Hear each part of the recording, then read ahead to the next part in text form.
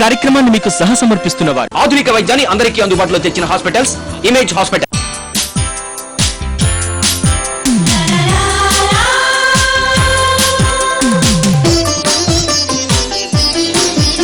అనువైనా మనసైనా ఎనలేని సంతోషాన నిలవాలని కలకాలం కలవరిస్తున్నది అనుదినం. సుఖీ భవ సుఖీ భవ సుఖీ భవ సుఖీ భవ సుఖీ భవ సుఖీ భవ.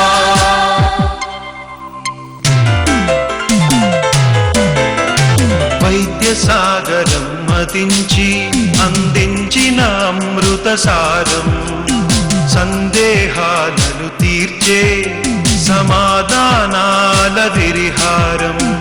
ఆనందానికి కొలువుగా ఆరోగ్యానికి నెలవుగా నిలిచే తోవా వెలిగే వేకువ.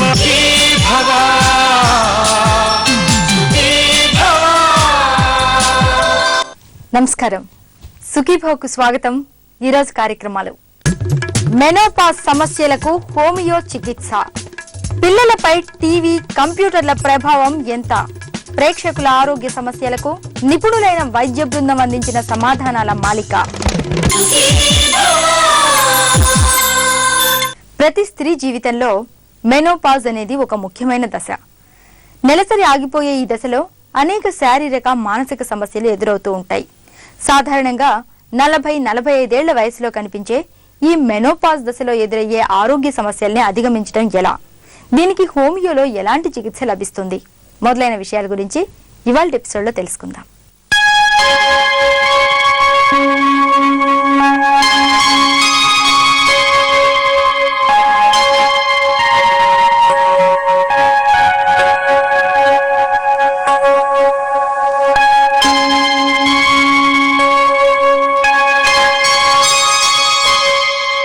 మన జీవితంలో అనేక దశలుంటాయి. శైశవం, బాల్యం, యుక్త వయసు, మధ్య వయసు, వృద్ధాప్యం. ఇలా ఒక్కో దశలో శరీరంలో ఒక్కో రకమైన మార్పులు జరుగుతాయి. ఇవి స్త్రీ పురుషుల్లో కొంత వేరువేరుగా ఉంటాయి. ముఖ్యంగా స్త్రీలలో 10 నుంచి 12 ఏళ్ల వయసులో పునరుత్పత్తి వ్యవస్థ పనిచేయడం ప్రారంభమవుతుంది. దాదాపు 40 నుంచి 45 ఏళ్ల వయసు వరకు నెలనెలా వచ్చే నెలసరి ఆ తర్వాత ఆగిపోతుంది. దీన్నే మెనోపాజ్ అని అంటారు. దీనికి సంబంధించిన మరిన్ని వివరాలను ప్రముఖ హోమియో వైద్య నిపుణులు డాక్టర్ పావులూరి కృష్ణ చౌదరి గారి ద్వారా తెలుసుకుందాం. మెనోపాజ్ అనగానే ఋతుస్రావాలు ఆగిపోవడం, దీన్ని క్లైమాక్టిక్ సిండ్రోమ్, మెనోపాజల్ సిండ్రోమ్ అని కూడా ఇంకొక మాట వాడతారు. ఏమిటి క్లైమాక్టిక్ సిండ్రోమ్లో ఉన్నటువంటి మాటలో ఉన్న అర్థం ఏంటంటే, మెన్సెస్ ఆగిపోవడానికి 10-15 సంవత్సరాల ముందే చాలా మార్పులు వస్తుంటాయి. హార్మోనుల్లో మార్పులు వస్తుంటాయి, శరీర అవయవాల్లో మార్పులు వస్తుంటాయి, ఈ మనసులో మార్పులు వస్తుంటాయి. మనసులో మార్పులు అంటే డిప్రెషన్ వస్తుంది, యాంగర్ వస్తుంది, ఇది ఎమోషన్స్లో. తర్వాత తెలివితేటల్లో కన్ఫ్యూషన్ వస్తుంది, మతిమరుపు వస్తుంది. ఫిజికల్గా తీసుకుంటే అవయవాల్లో కొంతమందికి ఒళ్ళు ఎక్కువగా వస్తుంది. తర్వాత ఈ అవయవాల దగ్గర కానీ తీసుకున్నట్టయితే యూట్రస్లో మార్పు వస్తుంది, విజయనాలో మార్పు వస్తుంది, ఆఖరికి చర్మంలో కూడా మార్పులు వస్తాయి. చర్మంలో ప్లూరిటస్ వస్తుంది, విజయనాలో డ్రైనెస్ వస్తుంది, యూట్రస్ కృషించిపోతుంది. తర్వాత అండకణాల విడుదల ఎటు ఆగిపోతుంది. ఆ తర్వాత పైకి వెళ్ళేటప్పటికి మనసులో అనేక మార్పులు ఉంటాయి.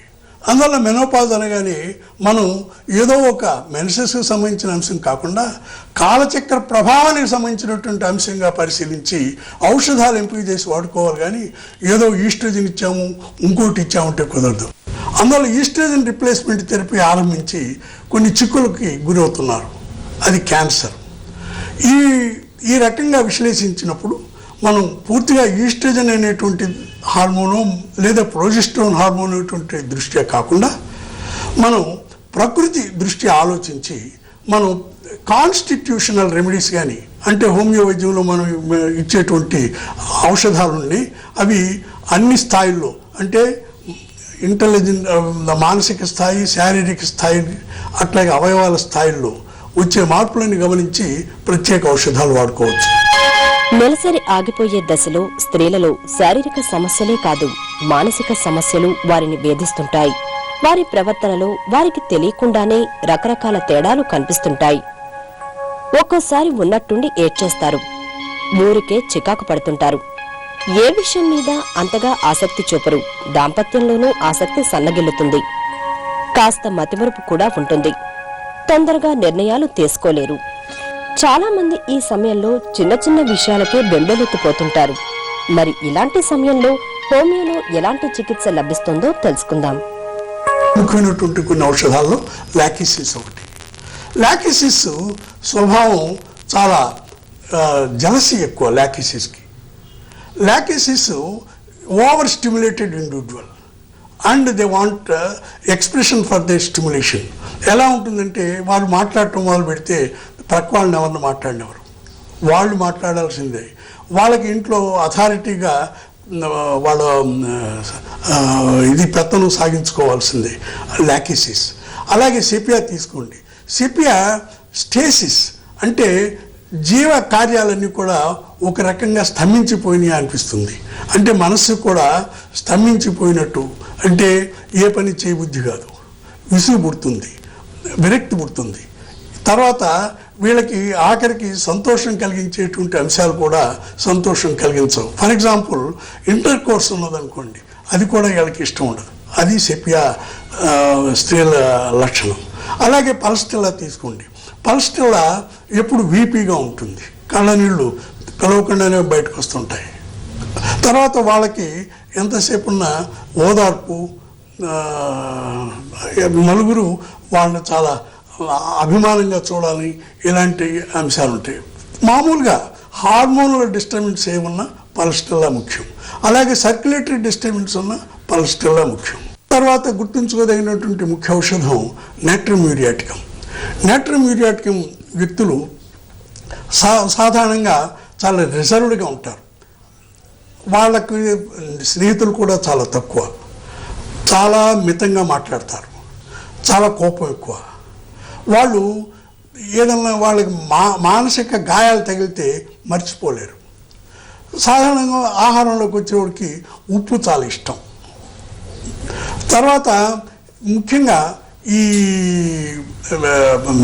దుఃఖం, డిప్రెషన్ ఇట్లాంటి వాటికి చాలా ముఖ్యమైనటువంటి ఔషధం నాట్రమోర్. ఆ నాట్రమోర్ తర్వాత గుర్తుపెట్టుకోవాల్సినటువంటి ఔషధం సిమిసిఫ్యూగా. సిమిసిఫ్యూగా ఇది ఒక విచిత్రమైనటువంటి ఔషధం. ఇది లాకిసిస్ లక్షణాలు ఉంటాయి దీనికి, సెపియా లక్షణాలు ఉంటాయి దీనికి, అట్లాగే ఇగ్నాషియా లక్షణాలు ఉంటాయి దీనికి, అట్లాగే యాక్టియారిసిమోజా లక్షణాలు ఉంటాయి దీనికి, అంటే కీళ్ళవాతం.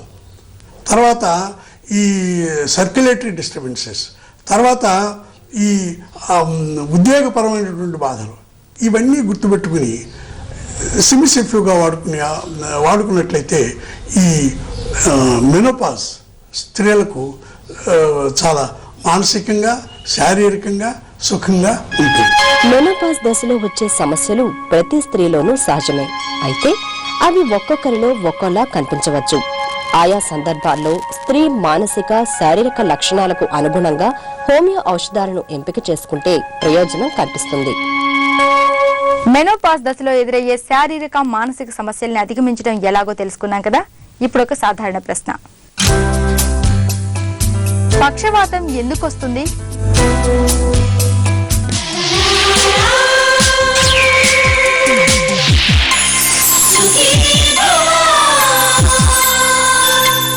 ఆధునిక వైద్య పరీక్షలన్నీ అతి తక్కువ రేట్లకి, ఆధునిక వైద్యాన్ని అందరికీ అందుబాటులో తెచ్చిన hospital image hospitals, Ameerpet 23750000, Madhapur 23116666. Suraj active boy. Checkmate. మళ్ళీ సూరజా?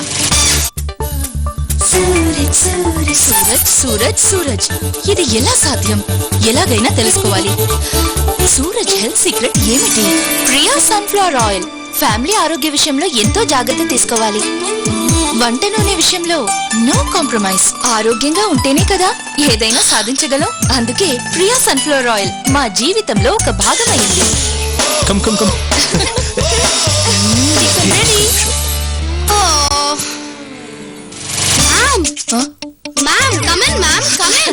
రండి మేడం. మా సూరజ్ హెల్త్ సీక్రెట్ తెలుసుకున్నారా? Priya sunflower oil. ఇది తెలివైన వారి బెస్ట్ చాయిస్.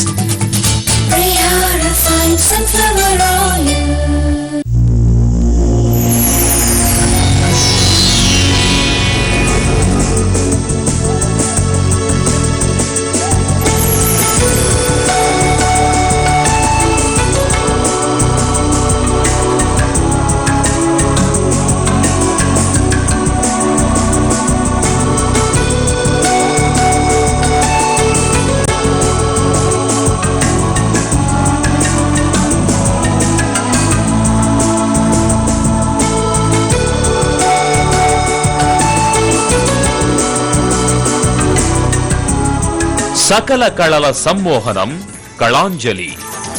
సోమవారం నుంచి శనివారం వరకు ప్రతిరోజు సాయంత్రం 4:30 మీ ఈటీవీ 2లో.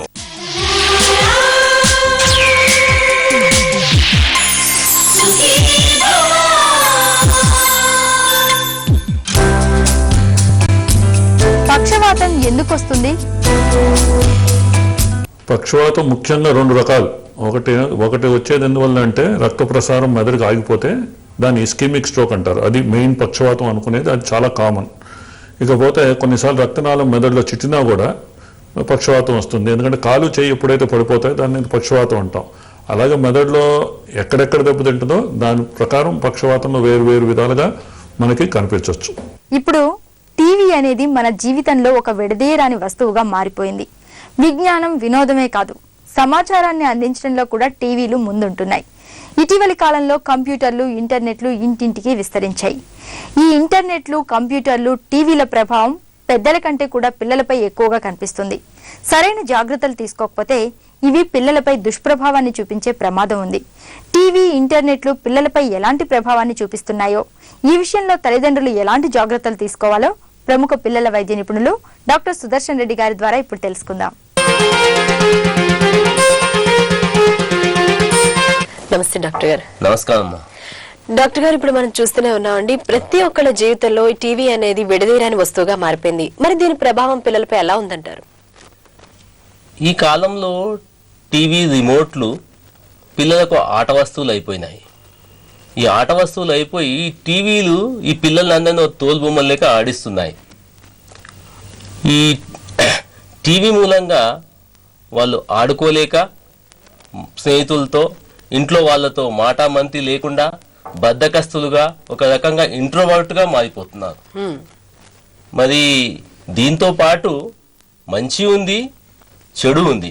మంచి అంటే వాళ్ళ సృజనాత్మక పెరుగుతుంది. ఇంట్లో కూర్చొని మొత్తం ప్రపంచాన్ని అంతా చూడొచ్చు, వాళ్ళు ఎంతో విషయాన్ని సంగ్రహించవచ్చు.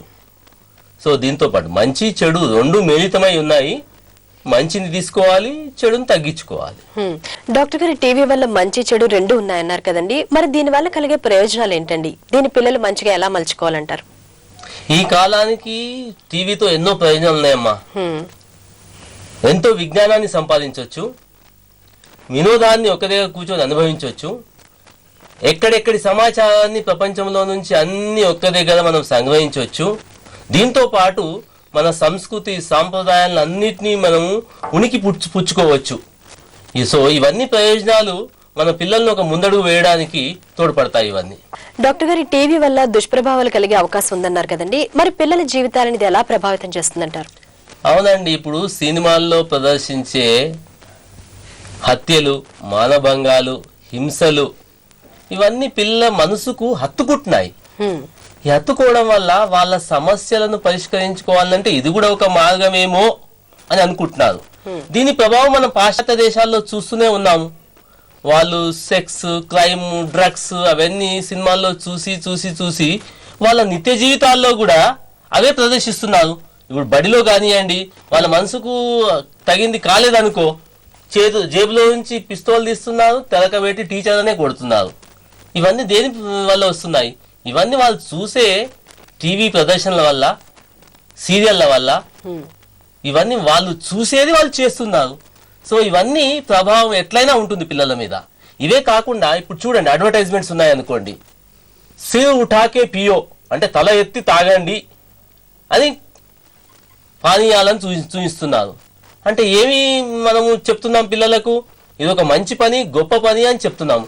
కావున వాళ్ళు కూడా ఆ డ్రింక్స్ తాగడానికి కానీ, కోక్స్ తాగడానికి కానీ ఉత్తేజితులు అవుతారు. అలానే కాకుండా ఇప్పుడు కార్టూన్ చూస్తాం, చిన్నపిల్లలు అయితే కార్టూన్స్ ఇట్లా అతుక్కపోతున్నారు. మరి కార్టూన్లలో ఏం చూపిస్తున్నారు?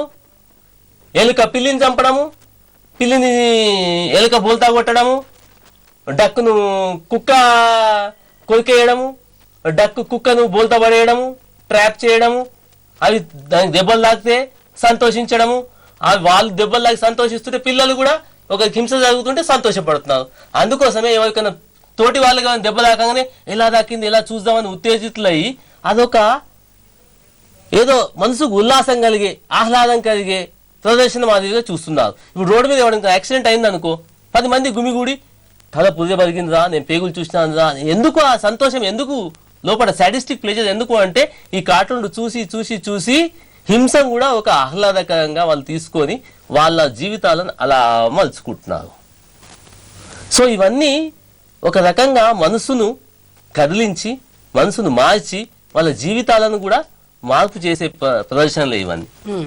డాక్టర్, ఇప్పుడు మనం కొంతమంది ఇళ్లలో చూస్తున్నాండి, కొంతమందిని కాదు, ఇప్పుడు ఉన్నత వర్గాల్లో కానివ్వండి, మధ్యతరగతి వర్గాల్లో కానివ్వండి, ఇంటర్నెట్ సౌకర్యం అనేది కల్పించుకుంటున్నారు.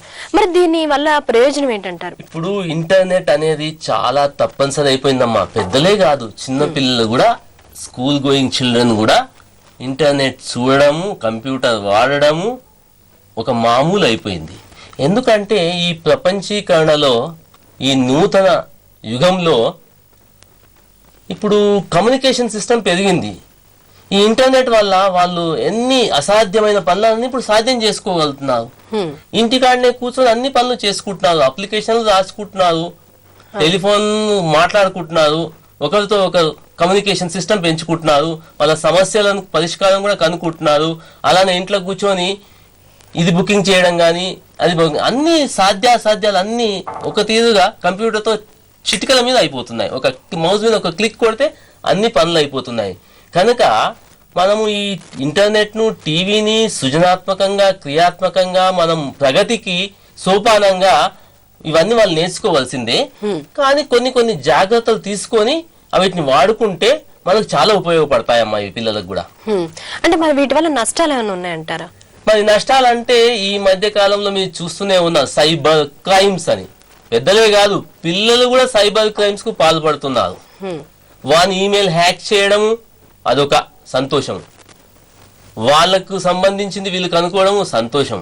అశ్లీషాలు ఎక్కడెక్కడ ఏ పోర్నోగ్రాఫిక్ సైట్స్ ఉన్నాయి చూడడం, చిన్న చిన్న పిల్లలు పెద్దవాళ్ళు కూడని కూడా చూసే అవకాశం ఇంటర్నెట్ మాదిరిగా అవలంబిస్తుంది వాళ్ళకు. కనుక వీళ్ళను కొద్దిగా రెస్ట్రిక్ట్ చేయాలమ్మా, ఏది చూడాలి ఏది చూడొద్దు. ఎందుకంటే world is at their disposal. మొత్తం ప్రపంచాన్ని అంతా వాళ్ళ కాళ్ళ మీద పెడితే మంచి చెడు అనే విచక్షణ జ్ఞానం ఇంకా రావాలి కదా. ఒక వయసు పెరిగితే వాళ్ళకి విచక్షణ జ్ఞానం వస్తుంది. అప్పటి మట్టుకు మన జాగ్రత్త మనం తీసుకొని అశ్లీల ప్రదర్శన కానీ, తప్పుడు పనులు కానీ ఇంటర్నెట్ మాదిరిగా చేయకుండా మనం చూసుకోవాల్సిన జాగ్రత్త తప్పనిసరి ఇది. డాక్టర్ గారు, ఇందాక మీరు చెప్పారు కదండి, ఇప్పుడు ఈ టీవీలో హింసాత్మక సంఘటనలు కానీ ఇవన్నీ పిల్లలు చూసి అంటే వాళ్ళు కూడా మేము కూడా ఇలా చేస్తే బాగుంటుందని అలా ఆనందించడం, అంటే ఇలాంటి సమస్యలే కాకుండా పిల్లల్లో ఏమైనా శారీరక సమస్యలు ఏమైనా వస్తాయంటారా? ఇప్పుడు శారీరక సమస్యలు అంటే చూడమ్మా, ఇప్పుడు ఈ కాలంలో మేము కొన్ని స్కూల్లో చూస్తుంటే ఎవరిని అడిగినా కానీ 2 గంటలు 3 గంటలు 4 గంటలు 5 గంటలు చూస్తున్నాం టీవీ అని చెప్తారు. ఆటలా ఆడట్లేదు, కూర్చుంటున్నారు, కూర్చొని టీవీ చూసుకుంటూ తింటున్నారు, ఎంత తిన్నారో తెలియకుండా. మరి ఏమవుతుంది? ఉబ్బకాయం వస్తుంది. అంటే ప్రపంచంలో మొత్తం టీవీ చూసే పాపులేషన్ లో ఉబ్బకాయం ఒక పెద్ద సమస్య అయిపోయింది. చిన్నపిల్లల్నే ఒబేసిటీ రావడము, దాంతో దుష్ప్రభావాలు ఎన్నో ఉన్నాయి. వాళ్ళకు తొందరగా బీపీలు, షుగర్లు, కీళ్ళ నొప్పులు, నడుము నొప్పులు, శ్వాసకోశ జబ్బులు, శ్వాస తీసుకోలేని పరిస్థితి. యుక్త వయసుకు వస్తే ఆడపిల్లకు hormone problem, cysts, polycystic ovaries, ఇవన్నీ కష్టాలు శారీరకంగా. అవే కాకుండా వీళ్ళు ప్రపంచంతో కమ్యూనికేషన్ లేకుండా మనిషికి సంబంధం తగ్గిపోయి ఒక టెన్షన్, ఒక స్ట్రెస్ గురవుతారు వాళ్ళు. గురయ్యి వాళ్ళకు తోడు అంటూ లేకుండా, ఓ మనిషికి బాధ ఉంటే ఒక మనిషికి చెప్పుకుంటే తగ్గుతుంది. అటువంటి పరిస్థితి ఇక్కడ లేదు. టీవీ మనిషి అంతే. కావున వాళ్ళ టెన్షన్ ను రిలీజ్ చేసుకోవడానికి అవకాశం దొరకట్లేదు. కావున వాళ్ళు డిప్రెషన్ కి, యాంగ్జైటీకి, టెన్షన్ కు గురయ్యే అవకాశాలు ఎక్కువ ఉన్నాయి. అదే గంటల తరబడి టీవీ చూస్తూ, ఇంటర్నెట్, కంప్యూటర్ కూడా కూస్తూ ఉంటే వాళ్ళకు మెడ నొప్పులు, నడుము నొప్పులు, కళ్ళ సంబంధించిన జబ్బులు కూడా వచ్చే అవకాశాలు ఎక్కువగా ఉన్నాయి. డాక్టర్ గారు, మరి ఈ విషయంలో తల్లిదండ్రులు కానివ్వండి లేదా ఇంట్లో పెద్దలు కానివ్వండి, వాళ్ళ పాత్ర ఎలా ఉండాలంటారు? చూడమ్మా, ఇంట్లో మనం ఏది చేస్తే పిల్లలు అది చేస్తారు కనుక మనమే టీవీ ఎక్కువ చూడడం కొద్దిగా తగ్గించుకోవాలి. మనం తగ్గించుకుంటే వాళ్ళు ఎట్లయినా తగ్గించుకుంటారు. మరి పిల్లలకు మనకు ఒక టైం అంటూ పెట్టుకోవాలి, ఒక గంట, గంటన్నర. అది కూడా పిల్లలతో పాటు కూర్చొని చూడాలి అని అనుకోవాలి, వాళ్ళతో కూర్చొని చూడాలి. మరి చూస్తున్నప్పుడు ఏదైతే టీవీలో నడుస్తుందో దాన్ని విశ్లేషించి మంచి ఏది, చెడ్డ ఏది అని విచక్షణ జ్ఞానం వాళ్ళకి కొద్దిగా బోధిస్తూ ఉండాలి. కొద్ది మంచి చేయను, చూడు ఎంత బాగా చేసినాడు వాడు, వాడిని మెచ్చుకోవాలి. వాడు తప్పు చేసినప్పుడు తప్పు చేసినాడు చూడు, వాడిని శిక్షించాలి, వీడు మంచోడు కాదు అని అటువంటి భావనలు వాళ్ళు కలిగిస్తూ ఉంటే మంచి పెరుగుతుంది, చెడు తగ్గుతుంది. అండ్ మనం వాళ్ళతో పాటు కూర్చొని చూస్తున్నాం గనక పిల్లలకు సంబంధించిన క్రియాత్మకమైన టీవీ ప్రదర్శనలే చూడడానికి వీలు పడుతుంది. సో ఇలా మనము మారాలి, పిల్లలను మార్చాలి, టీవీని మంచిగా ఉపయోగించుకోవాలి, చెడు ప్రవర్తన రాకుండా మనం జాగ్రత్త పడాలి. ఓకే డాక్టర్ గారు, థ్యాంక్ యూ. మంచిదమ్మా.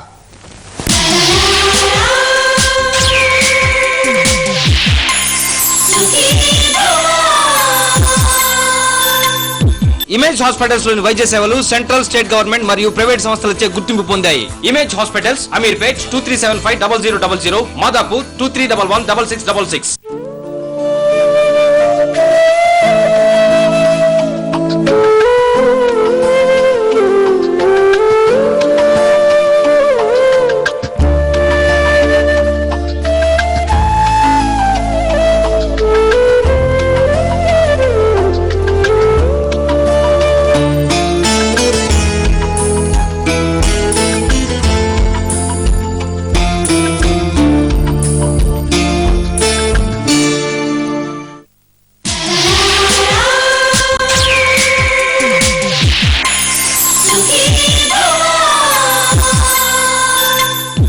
మీ ఆరోగ్య సమస్యలకు అనుభవజ్ఞులైన సుఖీభవ వైద్య బృందం అందించిన సమాధానాల సమాహారం సమస్య సలహా ఇప్పుడు చూద్దాం.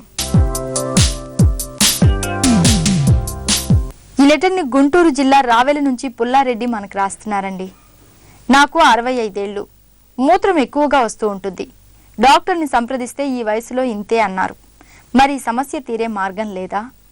పుల్లారెడ్డి గారు, వయసు మళ్ళిన తర్వాత మూత్రం ఎక్కువసార్లు రావడం అనేది నిజమే, చాలా సహజంగా చాలా మందిలో చూస్తూ ఉంటాం. కానీ అన్నిటికీ ఇది సహజం అని చెప్పి వదిలేయడం అనేది కూడా మంచిది కాదు. కొన్ని కారణాల వల్ల కూడా ఈ విధంగా ఎక్కువసార్లు పోసే అవకాశం ఉంటుంది. అటువంటి పక్షంలో ఆ కారణాలకు మనం ట్రీట్మెంట్ తీసుకున్న పక్షంలో మనకు తప్పకుండా రిలీఫ్ వచ్చే అవకాశం ఉంటుంది.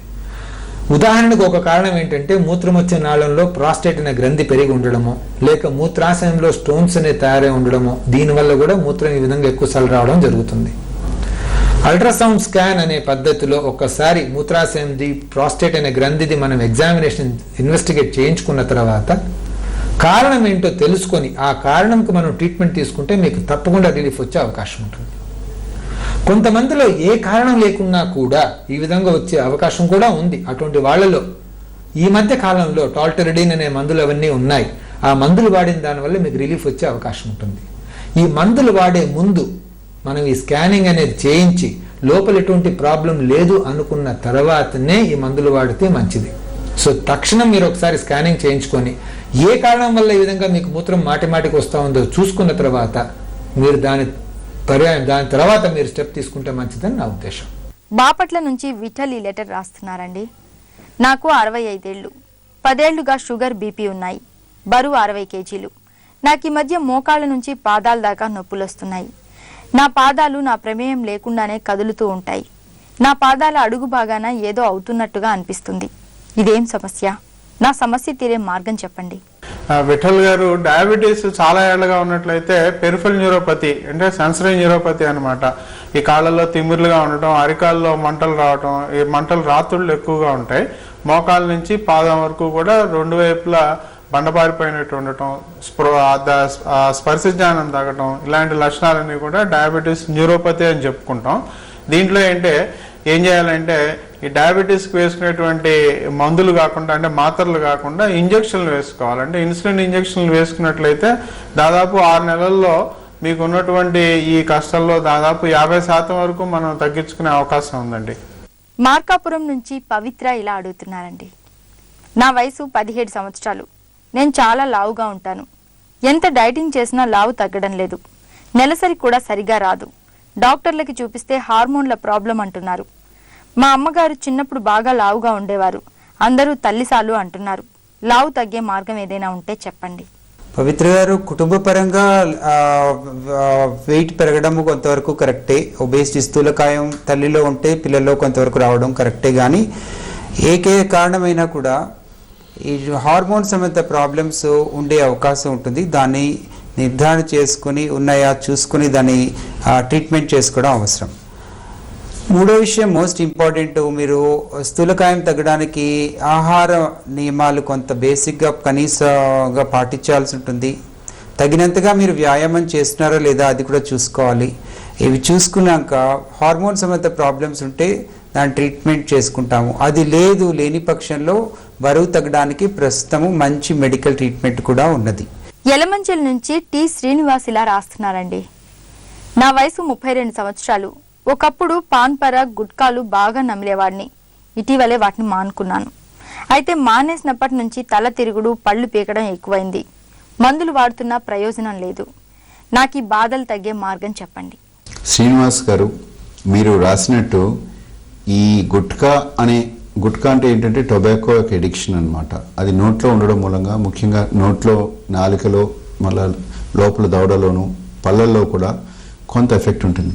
కానీ ఇప్పుడు మీరు చూస్తున్న ఎఫెక్ట్ మానేయడం వల్ల వచ్చిన ఎఫెక్ట్ కొంతవరకు విత్డ్రావల్ సిమ్టమ్స్ వల్ల కానీ, లేకపోతే ఎక్కువ టొబాకో తీసుకోవడం వల్ల జరిగిన నరాలలో కలిగిన మార్పుల వల్ల కానీ ఉంటుంది. మీరు ఇప్పుడు సంప్రదించాల్సింది ఒక న్యూరో సైకాట్రిస్ట్ని. వాళ్ళు సంప్రదిస్తే కొన్ని మాత్రలు కొంతకాలం మీరు వేసుకోవాల్సి ఉంటుంది. ఒకటి గుర్తుపెట్టుకోవాలి, ఈ ఎనీ ఎడిక్షన్స్ అంటే తంబాకు అనండి, తాగడం అనండి, లేకపోతే ఏ నశ పదార్థం కూడా ఎక్కువ కాలం తీసుకోవడం వలన మెదడులో కలిగే మార్పులు ఏవైతే ఉంటాయో వాటిని సరిదిద్దాల్సిన అవసరం ఉంటుంది ఎప్పుడు మానేసినా. దానికి మానసిక వైద్యం సలహా తీసుకుంటే ఏ రీతి చేయాలో చెప్తారు. తప్పకుండా తగ్గిపోతుంది. పెద్ద మానేశారంటున్నారు కాబట్టి కంగ్రాచులేషన్స్, తిరిగి స్టార్ట్ చేయొద్దు. ఓకే అండి. ఆరోగ్యవంతుడే నిజమైన ధనవంతుడు. అందుకే మీకేవైనా ఆరోగ్య సమస్యలుంటే పూర్తి వివరాలతో సహా ఈ రోజే సుఖీభవకు రాసి పంపించడం మాత్రం మర్చిపోకండి. మా address Sukhibhava, ETV 2, Ramoji film city, Hyderabad 501512.